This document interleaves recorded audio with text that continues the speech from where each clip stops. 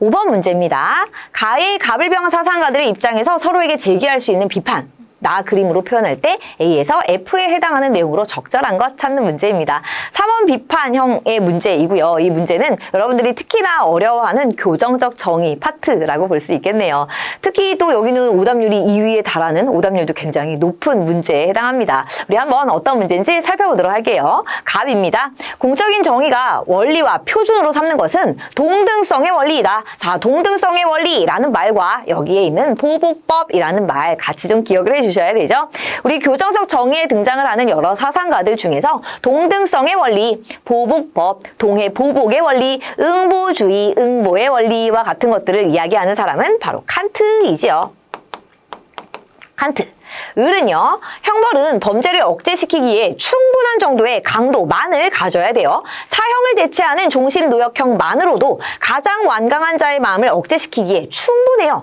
그러니 사형을 지금 무엇하고 있어요? 반대하고 있고 사형을 대체할 수 있는 어떤 형벌을 제시하고 있어요? 종신노역형을 제시하고 있는 이 을은 베카리아라는 걸 알 수가 있겠네요. 베카리아. 병 한번 가볼게요. 살인자가 처형당할 때는 시민이 아니라 적으로 간주된다. 살인자가 처형당할 땐 더 이상 너는 시민이 아니야. 국가의 적이야. 이렇게 적으로 간주가 된다. 그러한 처벌의 판결은 그가 사회계약을 깨뜨렸고 더 이상 국가 구성원이 아니라는 증거이다. 이렇게 판결이 내려지는 것은 더 이상 그를 국가 구성원으로 인정하지 않는다라는 이야기이죠. 자, 병은 사회계약론자 루소의 입장이라는 걸 알 수 있습니다. 갑은 칸트, 을은 베카리아, 병은 루소의 입장. 한번 살펴보도록 할게요. 서로를 비판하는 내용이고요. 1번부터 한번 볼게요. 여기 지금 서술어를 보면 다 간과한다라는 서술어가 되어 있죠. 간과한다라는 것이 성립하기 위해서는 간과한다 앞부분을 잘 살펴봐 주셔야 돼요. 간과한다 앞부분이 비판을 하는 쪽, 화살표가 시작하는 쪽에서는 이 내용이 맞는 내용이어야 하고요. 화살표를 받는 쪽, 비판을 받는 쪽에서는 이 간과한다 앞의 내용이 해당되지 않는 틀린 내용이 되어야 비판으로 성립이 가능합니다. 왜냐하면 비판을 하는 쪽에서 나는 이렇게 생각하는데 너는 왜 이렇게 생각하지 않니? 왜 이걸 간과하니? 라고 비판을 해야 하니까요. 자, 그러면 1번부터 한번 살펴보도록 할게요. A는 칸트가 베카리아를 비판하는 내용입니다. 그러면 이 앞의 내용이 칸트한테는 맞고 베카리아한테는 틀려야 돼요. 사형은 살인이라는 범죄를 예방하는 효과적인 수단이다. 범죄를 예방하는 효과적인 수단이다. 라고 칸트, 비판을 하는 쪽에서 그렇게 볼까요? 칸트는 이렇게 봐요. 우리 아까 동등성의 원리, 응보주의 이것에 따라서 칸트가 형벌을 얘기했었다고 했었죠. 따라서 응보주의에 따르면 형벌이라고 하는 것은 다른 선의 증진을 위해서 무언가를 예방하기 위해서 내려지는 것이 아니라는 얘기예요. 단지 그 죄를 저질렀기 때문에 벌을 받는 거죠. 따라서 살인이라는 범죄를 예방하는 효과적인 수단이기 때문에 사형이 내려져야 한다라고 하는 것은 칸트의 입장, 비판을 하는 쪽에서 벌써 옳지 않다고 볼 수 있습니다. 비판을 하는 쪽에서 이미 X이기 때문에 1번 선지는 비판으로 성립이 불가능하겠죠. 2번 선지 가볼게요. B와 D입니다. B는 베카리아가 칸트를, D는 베카리아가 루소를 비판하는 내용이죠. 살인자가 받아야 하는 유일한 형벌은 사형이다. 우리 아까 제시문 살펴볼 때 베카리아는 뭐라 그랬지? 베카리아는 사형을 반대하죠. 사형을 반대하면서 대체로서 제시를 한 것이 종신노역형이었습니다. 따라서 살인자가 받아야 하는 유일한 형벌이 사형이다라는 이 문장에 대해서 비판을 시작하는 베카리아가 벌써 X의 의견을 표시할 것이기 때문에 이것 역시 비판의 내용으로 성립 불가능하겠죠. 3번 가볼게요. C입니다. 루소가 베카리아를 비판하는 내용이에요. 형벌에 대한 정당성은 사회 계약으로부터 도출된다.